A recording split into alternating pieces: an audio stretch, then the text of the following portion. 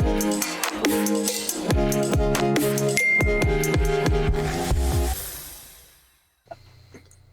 everyone. Thank you for joining the We Have Issues podcast. Today, we're going to talk about Nick Shirley and his viral video about the fraud that's going on in Minnesota right now with a Somali daycare. And once we get right into it, I'm just going to give a quick introduction. My name is Carvell. I'm Chris. And I'm Matt. So just to give you guys a brief review, Nick Shirley, who's a viral YouTuber, he lives in Minnesota, and he went to Minneapolis to check a lot of Somali-ran daycares. And upon checking and presenting his video, he found that a lot of these Somali daycares were getting a lot of money from the government, but they weren't housing any children, or they didn't have anyone. So there was a fraud that he suspected that was going on. Our job today is to talk about the fraud, the suspected fraud, and what's really going on, and try to get a better understanding of how we're viewing this issue as a collective Americans. To me, it's not surprising. My wife and I have both worked in programs similar to this, where there is federal money that changes hands. There are federal funds, and it's fraud. There's fraud within these programs. It's kind of just, it goes with the territory. Whenever you have something that isn't private business, that nobody's really beholden to, there's not profit margins to make, it's just kind of an infusion of constant money. It's just inevitable this kind of thing's going to happen. And I think Shirley he finally found his niche. He finally, smelled blood in the water, and he went for it. And he's uncovering something that's been going on. Like earlier we were saying, Carvell, this is nothing new. It's just, it's coming to the forefront here, thanks to Doge. Americans have started to really ask questions about where our tax dollars have gone, and now people are starting to do investigation, and that's really that's on the taxpayer. We haven't been holding the government accountable for where all this money goes, and both sides can play this, and that's what's kind of convenient for everybody. Is the left can say, well, they're targeting Tim Walz, which I don't really understand so much, because Tim, he ran for vice president. He was the vice presidential candidate, but he's old news. He's out. As far as we know, he's not running again. He's really not making waves. He kind of, other than becoming a meme, he kind of fell by the wayside. So I don't know really why MAGA would single him out. And then on the other side, MAGA's using this to show how the government is misusing tax dollars. But, MAGA also has to keep in mind that Donald Trump, he's pardoned people himself that have been engaged in fraud. And this isn't a left or right issue. We all know the government, both sides, are screwing over the people, are wasteful with our money. So, I don't see it being a big deal. With Nick Shirley's video, one thing I've noticed is there's a lot of misinformation in regards to this video from both the left and the right. I don't have enough information, I think, to make a very strong opinion one way or the other on it. I mean, obviously, it's brought to light this fraud that we have to investigate, because it does exist.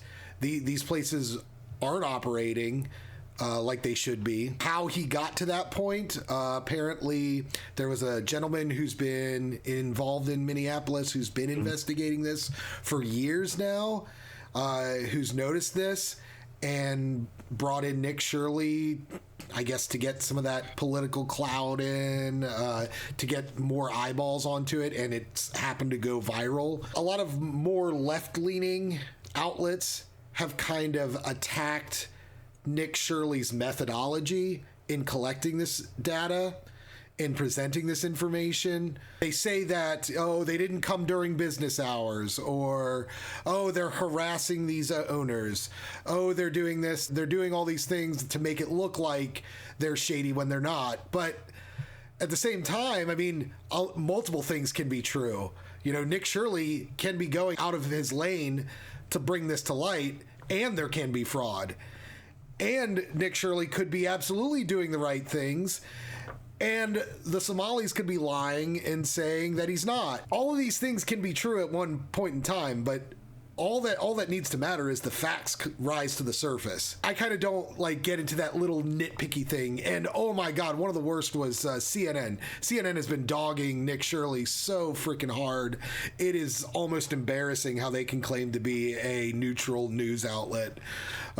It's so partisan, it's ridiculous to me. The one thing I do worry about Nick Shirley's video, though, is it's sort of enabling these copycats who are clout chasing, and those people need to fucking stop. It's out there. You don't have to go there to get your million views, to get your money on this issue, because everybody's already aware of it.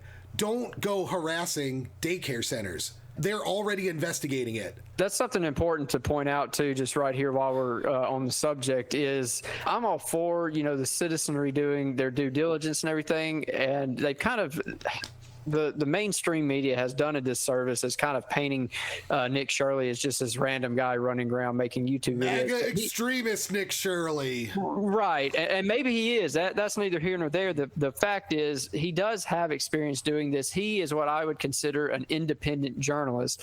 So he's not completely inexperienced in this. There are these little factions that have popped up, outside of the mainstream media. And of course, the mainstream media wants to keep these under control. But that's just something the average citizen needs to bear in mind, that these people like Shirley do actually have some background in what they are doing. This isn't just anybody should be running out to your local daycare with your camera and on your phone trying to figure out what's going on. I think you guys got some interesting points, and you guys covered some interesting points of view, and stuff.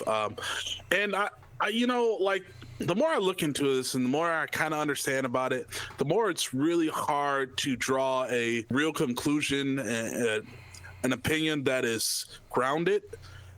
Because, for an example, Chris, you mentioned like CNN and how it's very partisan, and yeah, that is right. You got to look at the other side too, like Nick Shirley and, what he was covering. It's also the same thing, right? It was really hard to find information that wasn't biased at all. CNN, they have a point, right?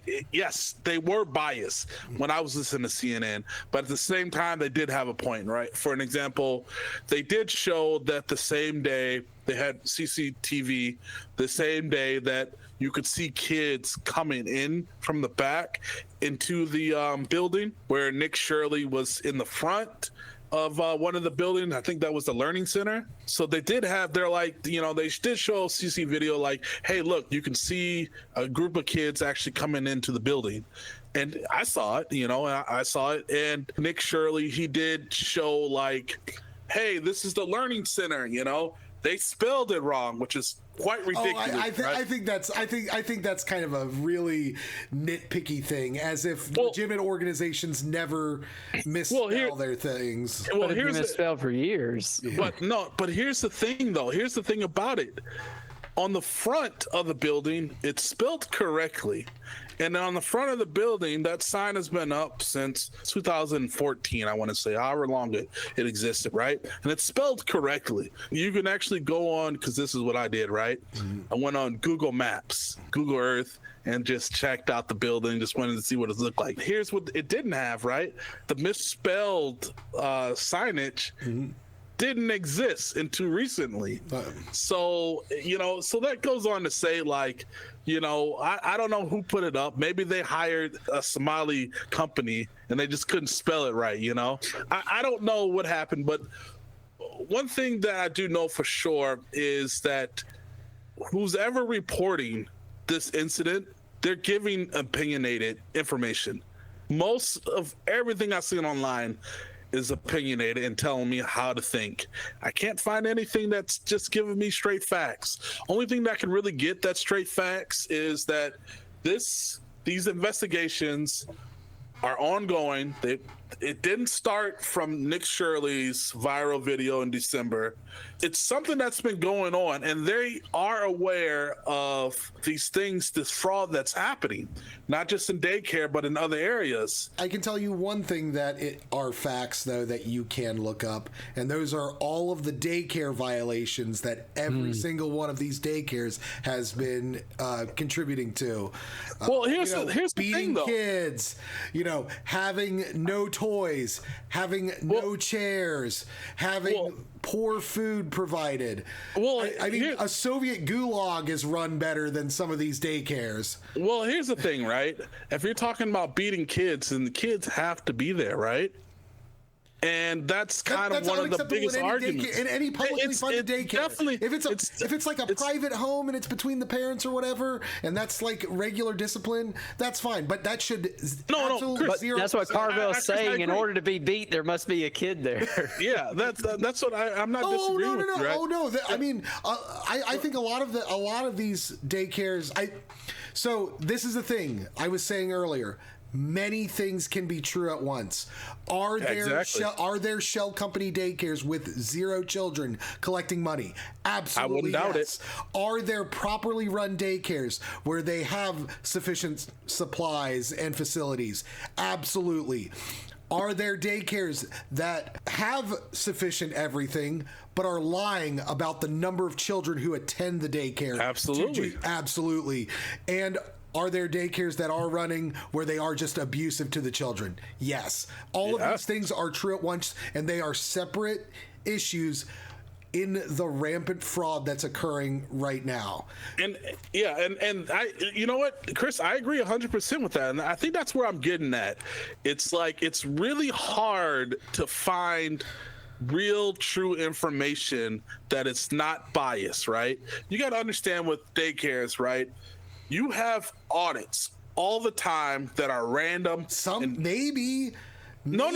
There's no maybe. There's no maybe. You do. Well, if you're daycare and you're getting tied in with the. You have records, though. Unless there is a conspiracy in the government to ensure that these daycares continue.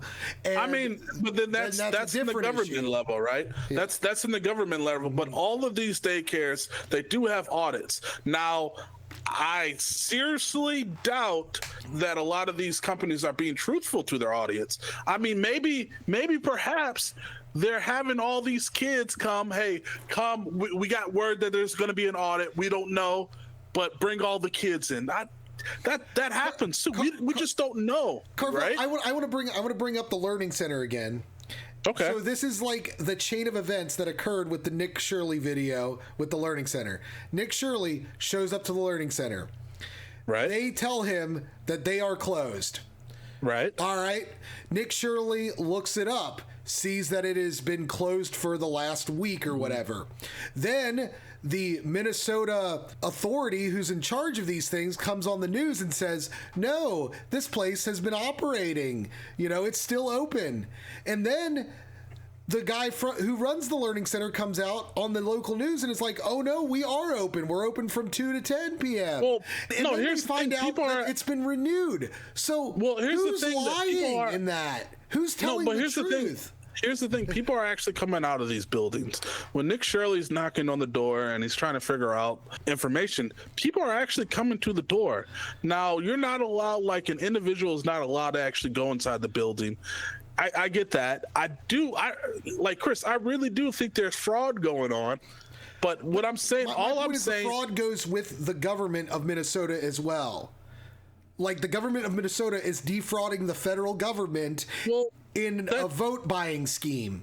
Well, okay, that could be true. I don't know, but the fact that the Minnesota government has this is an issue, and they have been prosecuting people. It's quite a few people they've prosecuted, right? It's like 90 something. Yeah, last I heard. And probably it's more now. It's quite a few prosecuted right now. I'm sure you're right.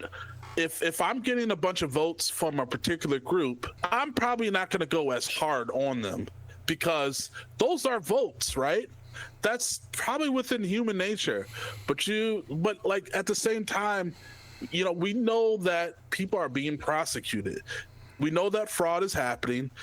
The extent of this fraud, we just, like right now, you're getting people coming from out of state, people that are vandalizing these daycares. Some of them might be genuine and some of them might not be genuine. You got people calling these daycares, people that are actually being, evil people, right? But that's the thing about it, right? I think there is an issue culturally wise about this whole Somali daycare, where why is it that you have a community that doesn't communicate with the outside effectively? Right? Why is it that you have a community that doesn't speak English?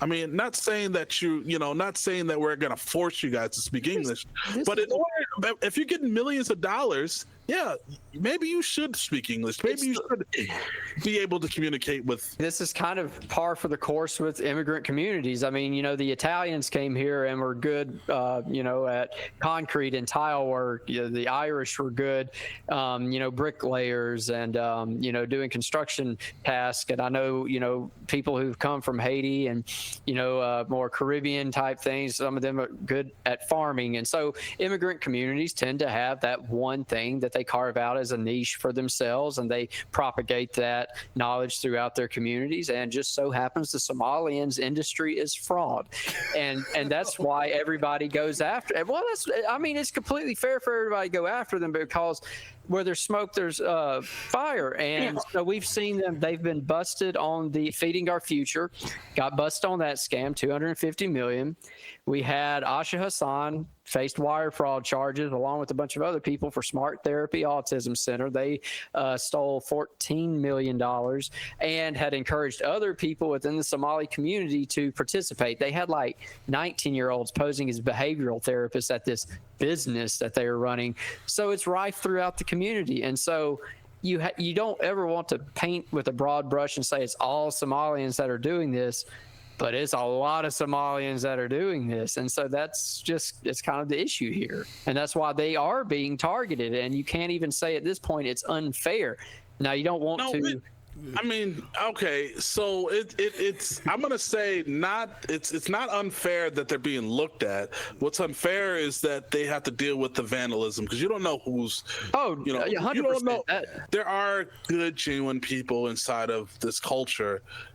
Problem is, we don't know. We don't know because Somalis as a whole, especially in Minnesota, seem to be a very xenophobic community. Somalis, they've kind of created this very insular community where they don't interact with other people normally. And that's to their detriment. The old stock immigrants, they didn't have these social safety nets that exist today. They had to come in knowing they had to fight and struggle for every single thing they had. And that isn't necessarily a good thing, because they got heavily taken advantage of when they came in. Sweatshops were a thing. Our industrial areas were a mess until Upton Sinclair wrote The Jungle. It was a mess during that time. And I'm curious to know if these welfare structures existed when Irish immigrants were coming into America, whether we would be talking about Irish fraud and how all Irish are fraudsters, 100%. I'll talk about that. I think a lot of the mafia came from right, Italians. They were there's a stereotype that they're well entrenched in organized crime, and it took them a long period of time to break away from that stereotype. Now, was every Italian American involved in the mob? No. Did a lot of Italian Americans protect people who were involved with the mob that weren't otherwise involved? Yes. So I guess you could say that the Somali community and the Italian community have a lot of parallels. It's just the Italians didn't have that opportunity to take advantage of the federal government to the degree. I disagree with you in Carvell. I don't like the idea. I think it should be American business first. But if you are an immigrant, I don't care if you are first generation. You're an American at that point. If you can produce a service, and there is government funds that's available to that, I wouldn't have a problem with that. But you kind of, I hate to put it this way, but Italians, Irish people, the German immigrants, Chinese immigrants, they all had something to contribute. And the Somalians, what do they really? I mean, they don't. There's no skills involved. I think There's no culture. Okay. No, they All right, so Matt, these are the you can say that industries about any culture, right? These are the No, you industries can't. Somalis are involved in really a lot of can't. industries in the U.S. Like what? Somalis are well represented in the trucking industry. They're well represented in the distribution industries, especially food distribution, that sort of stuff. That's where they work a lot of the times. I know in my local area, Amazon heavily employs Somali labor.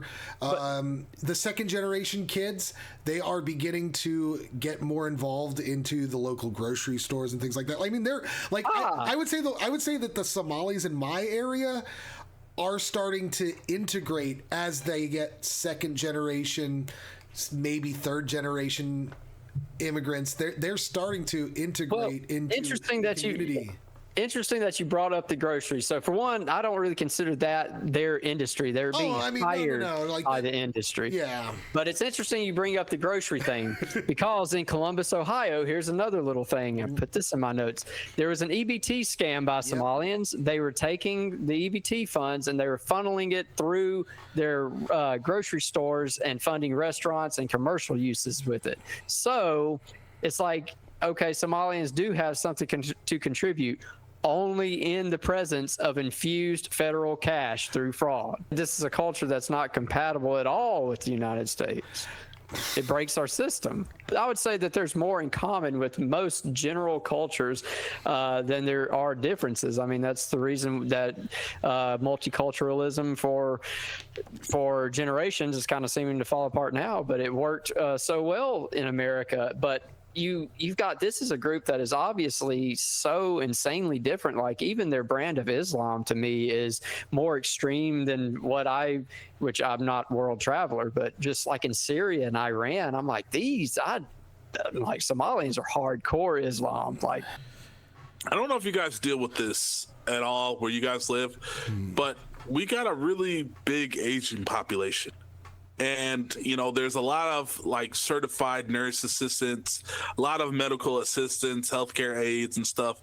And a lot of those jobs go to women that are willing to stay the night over, someone's house to be a caregiver or, work as a nurse's assistant for average wage. And I've actually seen some, I would assume, they were Somalian or someone of that particular area, maybe Ethiopia or something like that, where, they're just trying to make money and you're not going to be able to, typical educated bachelor's degree woman that graduated a 4-year degree, they're not going to take those jobs. Those jobs have got to go to someone that is, and particularly a female, because people trust females more than males to be, stay the night over the house, whatever, that is willing to, be a caregiver. Somali women, I'm sure they make up a big portion of caregivers. I mean, that's another instance of where we're seeing a lot of fraud, though, Carvell. I think that's the majority. I think the daycares are more fraud in Minnesota, but I think that nursing home care is more of a fraud in Columbus, where they will set up a shell company to check off on these Somali women that live in the house as the caregivers for these grandparents who may or may not actually need care. And then the state will give them, $70,000 a year per head. They give them $70,000 per year per head. That's what I read. I can't say that they're lying about it because I haven't read that, but that just sounds. It sounds like a. It sounds crazy. It is. There is how do you get that much dollars of fraud in this one instance? How much money were things like NASA getting from the federal government? I bet if we cleaned up this fraud, like we could get these other programs running that we actually need in the country. Well, and Chris, this is something you and Carvell both kind of lean more toward this than I do, and I feel like probably the majority of Americans felt this way.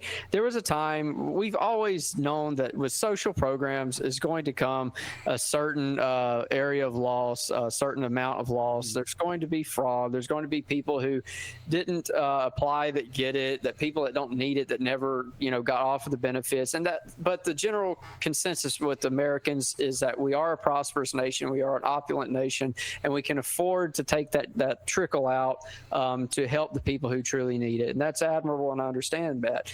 That all happened back before everybody was having to take out loans and use credit cards to buy eggs, back before data centers caused everybody's utility costs to skyrocket, back when you could afford a car, back when you could send your kid to school, back before daycare costs were through the roof. People can't afford to live. They can't afford basic necessities now, and they are a lot less forgiving for this fraud. And like, we've talked about, we've had the autism center issue. We've had these daycare center issues. We've had these feeding kids programs that have been exploited. We've had California lost like 25 billion in COVID money to help the homeless people, and they've got more homeless than they had before. So people are a lot less forgiving and a lot less understanding. So anytime somebody like Shirley and Carvell, to your point, it could have been 1 out of 10 daycares that he visited that were actually fraudulent. But that one, people are going to zero in on now because the taxpayer, the American taxpayer, is such a stress that's been put on them. They can't afford to keep doing it, and they are pissed now. Well, I mean, do you guys think that personally, do you think this has more to do with your political beliefs than it does? Because a lot of people are politicizing this as far as like, this is the left, this is the right. Do you guys feel like this has more to do with your political spectrum where you are, Me personally, or it actually has to do with like people actually being upset about fraud? For me personally, no, it has nothing to do with my politics of it, because that was one of the defenses they mounted on X and YouTube. I saw they trotted out this white woman, and they were like, look, she was charged with daycare fraud in Minnesota too, and she's a white woman. Good, lock her ass up too. I don't care. I think that there is no one other than the people committing the fraud that is supporting the fraud. I think there are a lot of people who are using this as a very good excuse to express their own xenophobia, their own racism. Yep. I think people are highlighting this as a means to attack the other side politically. And I think that this has become a very convenient excuse to allow a lot of uglier truths about people come to light. And I'm myself, obviously I'm trying to avoid those sort of conclusions as well, right? Because you see this rampant fraud of the Somali community, and all you see online are Somalis defending other Somalis and immediately dismissing any accusations of fraud. Of course this isn't fraud. Of course this is just racism. Well, it's particularly egregious because it is immigrants, either fresh immigrants or people who aren't supposed to be here that are involved in the community. So it does sting a little bit more than if it had been, a native-born American. It's wrong in both ways, but when it's somebody that, come here on our goodwill and exploits the programs that we had set up to take care of everybody, it stings a little bit more. How have you ever seen a group of immigrants be as dismissive online as the online Somali community has been towards America lately?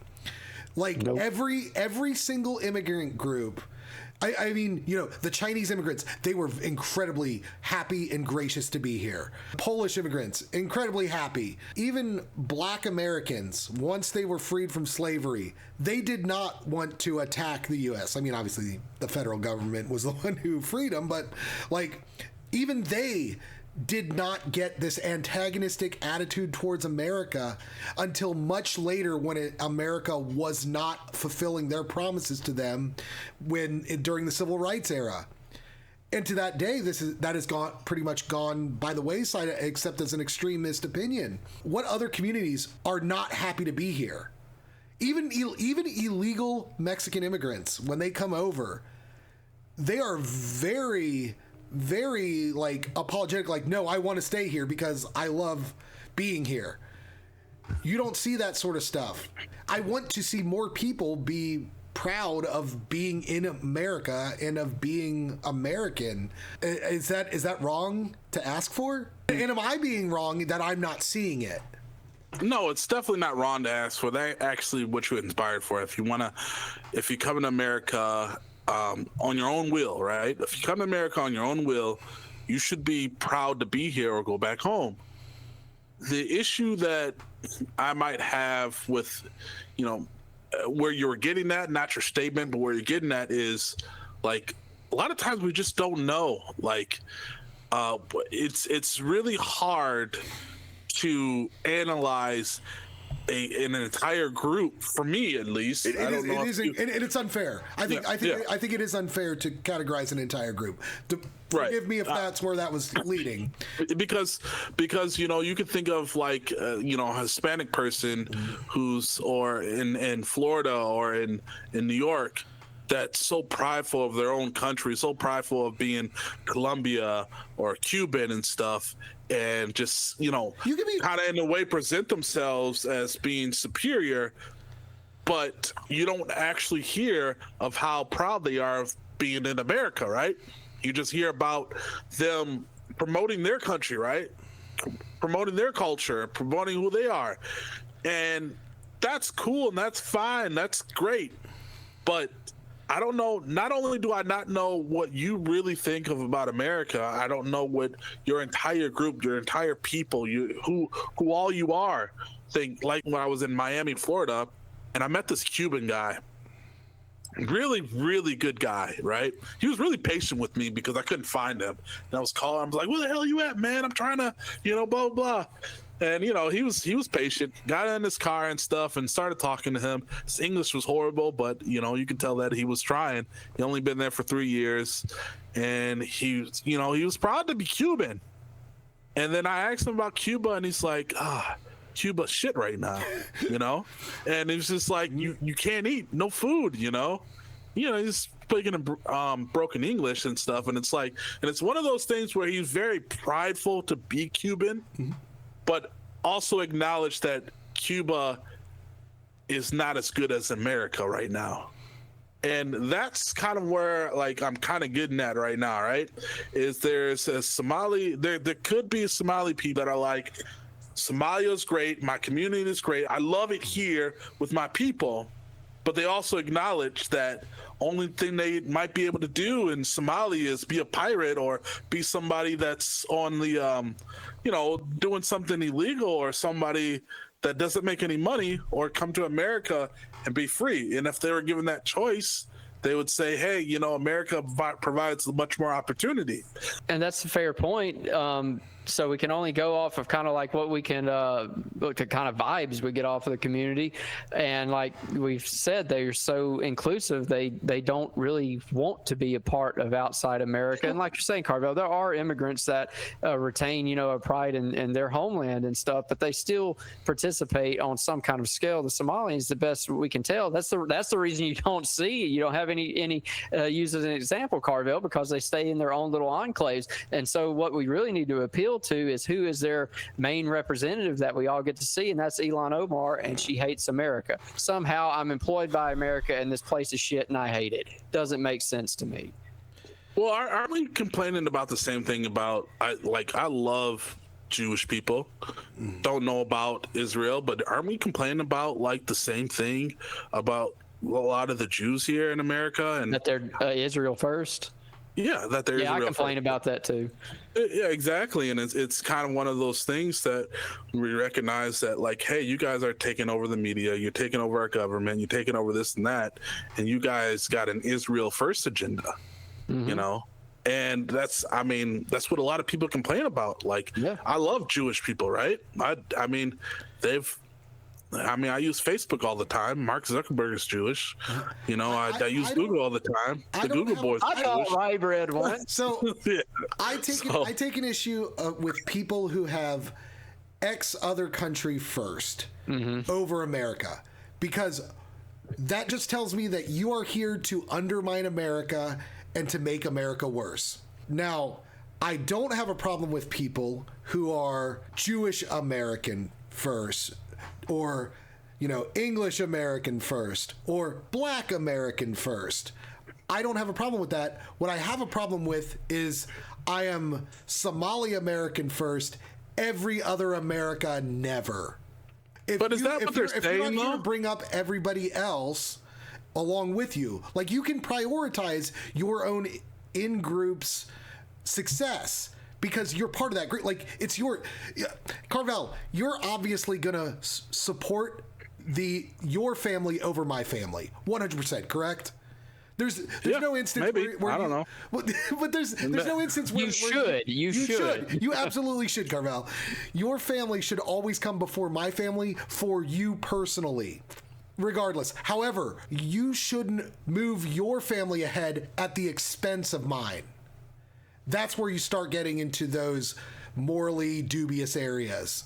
But I think that's the whole argument I'm saying. What I'm saying is, like, it seems like every first generational culture does that. You got like I mentioned, a lot of Hispanic countries, right? They do that. You know, like for an example, Carvell, we're not in the first generation anymore, though. We're in the second generation Somalis. Okay, well, okay, so I don't care if Somalis were like growing businesses and hiring people and like getting incredibly wealthy, you know, disproportionately to other Americans, as long as the pie's growing.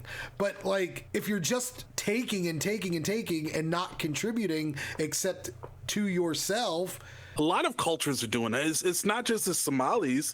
It's you got the Indians doing that. Well, I'm very against the Indians doing that. I think we need to attack nepotism harder and harder in this country, and we are failing to do so. I think a lot of these other groups are committing violations. I think they are not giving everyone a fair shake. It's no different than an all-white business saying no black people can get hired in here. What's the difference when an Indian says, I'm only going to hire Indians? Or a Somali who's like, I'm only going to let Somali kids in my daycare. Even that I don't so much have a problem with, because you should, treat everybody equally. But even that I'm not so much concerned with, because there's nothing wrong with using the human capital of your group. That's kind of like with Hispanics in construction. One Hispanic will speak English, and then he brings a crew of 6 of his buddies with him, and they generate an enormous amount of wealth doing this.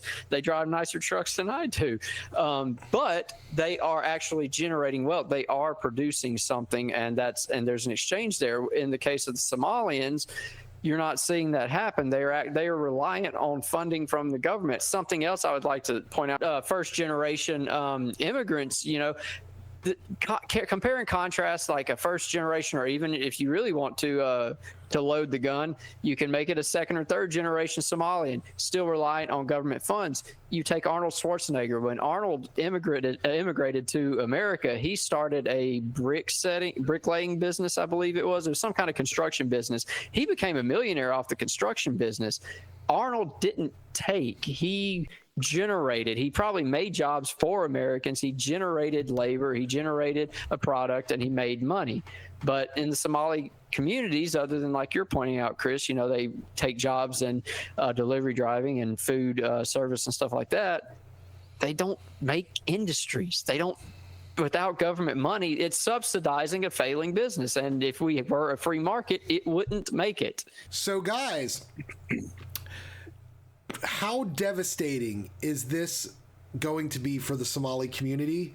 Is this something that they are going to be able to recover their reputation from? And do you think this is, going to create more racism, prejudice against Somalis moving forward? Obviously, this is going to be a big deal, right? And do you think that's fair? But it depends on them how long this is going to be a big deal, right? Because in 2022, I do remember hearing about Somalis and the whole food fraud and all that stuff. But 2 years later, I forgot all about it. I don't even remember that was the thing until this happened, right? And so now the eyes are back on you. So I think that it's all going to depend on them. You're going to get a lot of heat for the next, probably this year, right? Maybe not the full year, but there's going to be eyes on you, especially when people are playing politics too, and voting is going to be the year after, right? But it's all going to depend on them and how they weed out fraud in their community, because we know that it's existing. We don't know how much is existing. We don't know where particularly all of it is existing, and we don't know how much. But when people speculate, just got to think they're speculating that all of you guys are fraud. So it's going to depend on how they respond, right? How are you going to kind of change public perception, right? Your damage control, yeah. This is going to be all, like, the Somali community has to rally. And I don't mean rally by doubling down and saying they never do anything wrong. They need to call out who's committing the wrong. And, they need to say that this isn't what we're known for. This is what we're doing. And they need to get out and talk with their neighbors more. They need to ingratiate themselves more into the communities. They need to kind of get out there and help out more, and outside of this Democrat in Minnesota pipeline, handshake deals kind of crap that they're doing out there. They need to get out and ingratiate themselves more into their neighbors, and kind of like be a more general population. I don't know. I think Carvell's exactly right with, like how it really is predicated on how they respond to everything. What I see coming down the pipeline, like Democrats and Republicans both, and I say that as far as like who is in charge, like the higher ups in government, they would love for this to stay contained to the Somali community, but I don't think it's going to. I think it's going to spread. How many more groups do you think this is going to catch in fraud as well? Oh, well, that's the thing, is I don't think it's going to be, right now they're playing racial politics because, it's good for clicks. It's good cheap, for the news. It's easy. It's cheap and easy, yeah, but I think it's going to spread, and everybody's ass is going to be on the chopping block. Like I said, me and my wife have both worked in these programs, and we saw, at the very least, the money that was wasted due to incompetence, if not outright fraud. And we know there was outright fraud. That's why, my wife left her job in that industry, and that's why I lost my job in that industry. And so we're going to see people start going into all these other institutions and uncovering more fraud. And eventually the racial aspect of it's going to go away, and it's going to be, holy shit, what have we been doing? Everybody's in on this aspect. What do you guys think that the ASP view on all of this is? No, like for me, I didn't have a really huge opinion on it because there was just a lot of facts and a lot of information that was like I just didn't know, right? So it's kind of hard to come to a conclusion when you don't have all the facts, because a lot of it's hearsay. This is happening. You can actually see the video and things happen, but then you see another video and you're like, oh wait, I don't know. So I think particularly a lot of people in the party, they're not going to have a strong opinion on this particular issue as they want, because everybody wants to have an opinion on it, but it's kind of hard to draw a real conclusion, especially when you just don't have all the facts. Carvell, hit the nail on the head, and that's a good way to be. Like, most people are probably like, well, he's dodging the question, but no, if you don't have enough information, there's nothing wrong with withholding judgment. And I think that, and Carvell's pointed out a big issue with this is like, Shirley, we don't really know when he showed up at the daycare, and then Carvell says they're bringing kids in, but then you go back and look, the daycare was supposed to have been shut down and inoperable, and these kids all of a sudden appeared, that people are saying, and it's like, well, who's lying to who?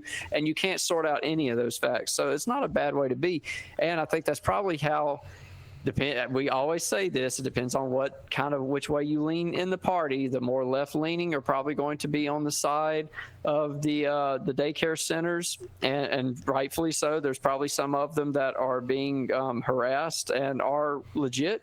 And then there's the other side. The problem is we have this overarching, we support social programs. We are for the most part, most of us in the party are Christians, and you're supposed to do for everybody, especially the least. And so I feel like there's going to be a lot of people that don't want to step on the toes of that, who don't want to get off into the weeds of that. So I think largely this is going to be one of the issues the party kind of stays quiet about.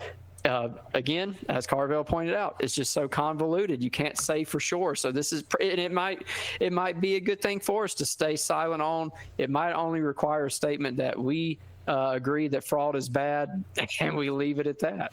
Yeah, I think the way that the party operates, I think fraud is bad, racism is bad. Those are the easy, low-hanging fruits. To a higher up kind of thing with that is a lot of these Somalis were brought in under Christian charities.